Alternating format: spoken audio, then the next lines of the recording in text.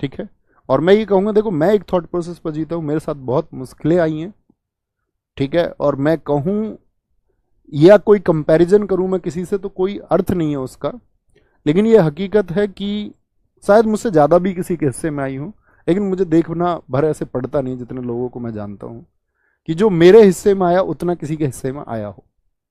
सपने भी टूटे हैं, घर की कमजोर हालत भी देखी है, मैंने उस घर में भी जीवन जिया है जो एक तरफ से आर्थिक संबल था बहुत कई पीढ़ियों से, और पिछली एक दो पीढ़ियों से बहुत कमजोर हो गया आर्थिक रूप से।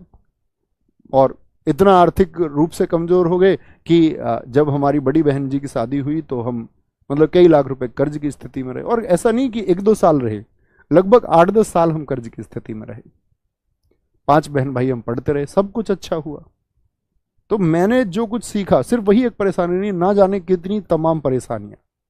मैं एक सूत्र याद रखता हूं, मुझे आज भी याद है कि वो मैंने यूट्यूब की किसी वीडियो में सुना था, और जब मैं मुखर्जी नगर रहता था तब मैंने सुना था, ठीक है, 2018 में, कि जब जब समस्या पैदा होती है, और किसी ने मतलब वाणी डाल रखी थी ऐसे भगवान श्री कृष्ण के नाम से, कि जब जब समस्या पैदा होगी तब तब उसका समाधान पैदा होता है। नहीं तो आप देख लेना, आप बहुत परेशान होते हैं, बहुत चिंता करते हैं बहुत सारी चीजों की, लेकिन आप देखोगे कुछ टाइम बाद वो चिंता रहती नहीं है। वक्त लग सकता है, महीने लग सकते हैं, साल लग सकते हैं, लेकिन सॉल्यूशन तो पैदा होता है साथी। अब भी याद रखना, चिंता नहीं करनी है, कुछ परेशानी आई है तो उसका सॉल्यूशन पैदा हुआ है, तो उसके साथ रहिए, ठीक है। सर मैच्योरिटी का सही मीनिंग समझा दीजिए, मैच्योर कैसे बने। देखो मैच्योर बनने का कोई तरीका नहीं होता।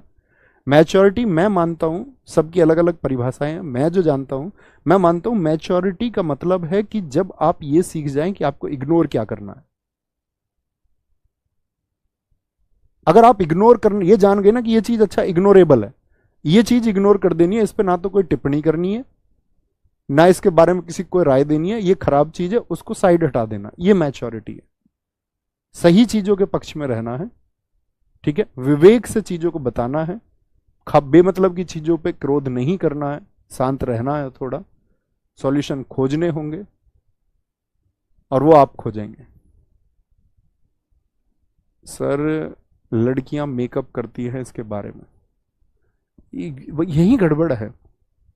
देखो सुनो एक बात, लड़कियां मेकअप करती हैं, ठीक है, आप मुझे एक बात बताओ, लड़के जब सोशल मीडिया पे अपना फोटो डालते हैं, सही सही बताना, वो फिल्टर का यूज करते हैं कि नहीं करते?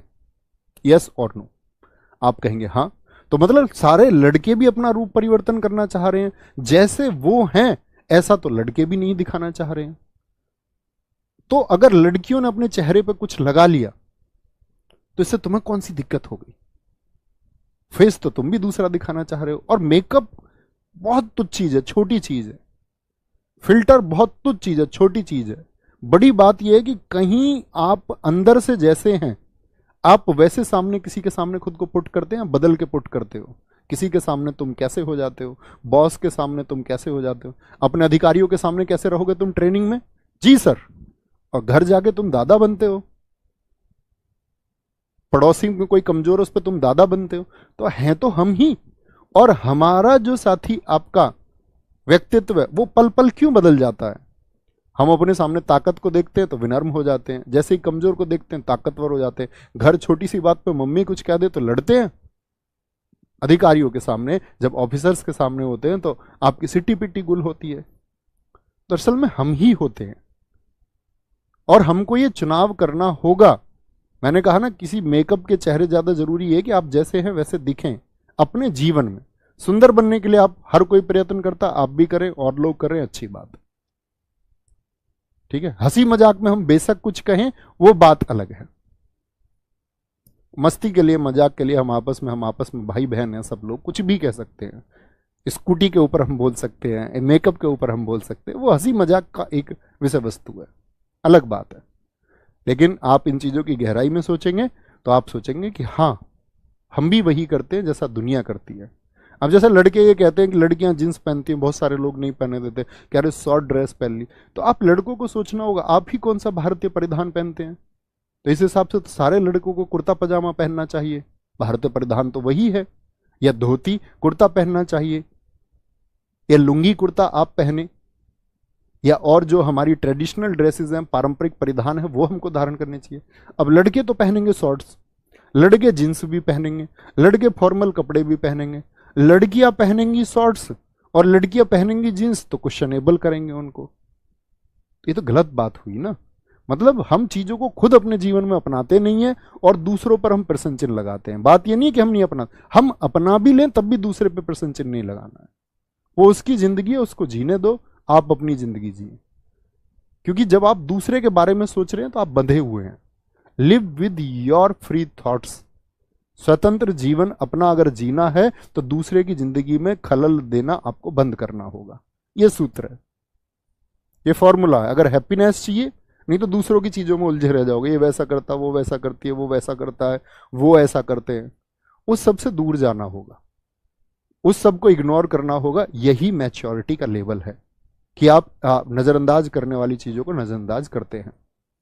ठीक है, इसी से माइंड कंट्रोल होता है, इसी से अच्छा जीवन होता है। दरअसल में हम अपनी जिंदगी को छोड़ के बाकी सब की जिंदगी में इन्वॉल्व है, बाकी सब पे हमारी नजर है, बाकी सब पे हमारे क्वेश्चन है। ठीक है सर, अध्यात्म बड़ा मुद्दा है साथी, अध्यात्म बहुत बड़ा मुद्दा है। वो मैं अगर सोचूं कि 10 मिनट में आपको समझाऊं तो शायद मेरी भी समझ से परे है। अध्यात्म एक ऐसी चीज है, मान के चलिए एक ऐसा व्यक्ति जिसके पास धन नहीं है, वो ये कहे कि धन से कोई सुख नहीं मिलता। जिसके पास धन नहीं है वो कह रहा है कि धन से सुख नहीं मिलता, तो बात झूठी है। तो अध्यात्म के बारे में बहुत सारे लोगों ने बहुत कुछ कहा है। क्या सत्य है इसकी प्रमाणिकता कोई नहीं है, कोई नहीं जानता।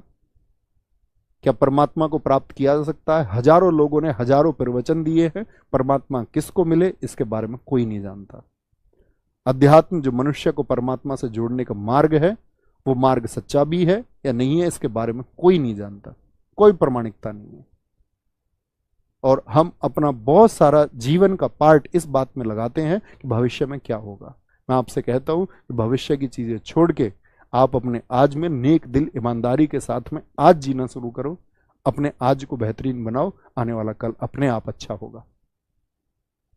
बाकी आपका जीवन है, आप अपना ध्यान कहां लगाते हैं, मैंने आपको कुछ चीजें बताई हैं, शायद इतना भर भी पालन करोगे तो वो काफी होगा। ख्याल रखिए अपना बहुत सारा। बाय बाय, टेक केयर, जय हिंद, जय भारत। आज की अंतिम क्लास है साथी। Love you all. मेहनत करना जिंदगी में, और याद रख लेना तुम कम मेहनत करोगे कोई और आपसे आगे निकलेगा। तो आप कभी भी कमजोर रह जाएं तो अपनी कमियां खुद बतानी है कि, और खुद से प्रॉमिस करना कि मैं आगे बढ़ूंगा। और उस झांसे में बिल्कुल ना आना जो सरकारी नौकरी के लिए दिया जाता है। मैं आपसे कहता हूं कि उससे दूर रहना है। किसी और को देख के तैयारी नहीं करनी है। इंट्यूशन है, आपकी सहज बुद्धि कहती है कि तैयारी करनी, नहीं तो आप किसी भी फील्ड में बेहतर कर सकते हैं। यहां प्रयास कर रहे हैं, करिए, साल 2 साल 3 साल मेहनत कीजिए। लग रहा है आपको आप उसके लायक नहीं है, रिजल्ट्स नहीं बन रहे हैं, तो मूव ऑन, कुछ और करिए। ऐसा नहीं है कि 10 साल आप एज रिलैक्सेशन के चलते हुए किसी मामले के लिए आप कांस्टेबल तैयारी कर रहे हैं, नहीं मैं करके दिखाऊंगा, आप जिंदगी में बहुत पीछे रह जाएंगे। ठीक है, मेहनत करिए और ख्याल रखिए अपना, जुड़े रहिए। मैंने आपको बताया है कि आप अपने थॉट्स कोई भी हैं, ऑफिशियल नवीन शर्मा RWA, आप पूरी जिंदगी मुझसे वहां जुड़े रह सकते हैं। आपका इंस्टाग्राम जो मैंने बोला ऑफिशियल नवीन शर्मा RWA, वहां हम जुड़ सकते हैं साथी। ठीक है, कोई बात हो तो भेजना, शायद लेट रिप्लाई आएंगे, लेट मैं देख पाऊंगा, लेकिन कुछ ना कुछ अगर बात ऐसी होगी कि जिसको मुझे पढ़ के आपको जवाब देना चाहिए, मैं जरूर दूंगा। तो ख्याल रखिए अपना, बेहतरीन सा अच्छा सा गर्व फील कराइए। जिस फैमिली में आप पैदा हुए हैं उसको गौरवान्वित कीजिए और उनको गर्व होना चाहिए। गर्व ऐसा नहीं है कि सिलेक्शन के दौरान, आपकी डेली लाइफ में भी उनको लगे यार कि हमने कोई लड़का पैदा किया है या हमने कोई लड़की पैदा की है। आपके जीवन के एक्शंस वो होने चाहिए। आपकी होप किसी दूसरे पर मत टाल देना कि कोई लड़का है मैं उसके साथ जिंदगी बिताऊंगी। ये कामयाब होने के बाद के पहलू हैं। पहले सक्सेस, उसके बाद कुछ। ठीक है, अपना जीवन अपने जीवन की डोर किसी और के हाथ में तभी सौंपे तो ज्यादा अच्छा है। और ये मान लिया हो आपने कि आप कामयाब हैं और हो ही जाएंगे, तब आप चुनाव कर सकते हैं। तो ख्याल रखिए अपना बहुत सारा। थैंक यू, नमस्ते, जय हिंद।